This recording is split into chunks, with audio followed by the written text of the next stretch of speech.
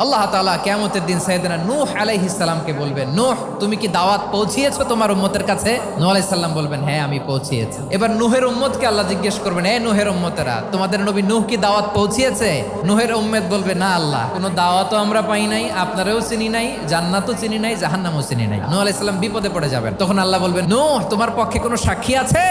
নূহ আলাইহিস সালাম বলবেন, আছে। কে উম্মতে মুহাম্মদ? তখন আমরা বলবো, আল্লাহ নবী নূহ আলাইহিস সালাম তিনি আপনি যা যা করেছেন ঠিক তা তা তার উম্মতের কাছে পৌঁছে দিয়েছে। এবার নূহের উম্মতের সাথে আমাদের ঝগড়া লাগবে। তারা বলবে, তোমরা কষ্ট আমাদের মানুষ বুকে আশা ফিরে পায়, তোমরা কি করে জানলা? তোমাদের সাক্ষী ধর্তব্য হবে না। আল্লাহ পাকের দরবারে অগণিত শুকরিয়া যে আল্লাহ পাক আমাদেরকে তার নিজ অনুগ্রহে মুসলিম পরিবারে জন্ম। মুসলমান একবার শুধু আত্মপরিচয় নিয়ে দাঁড়াও।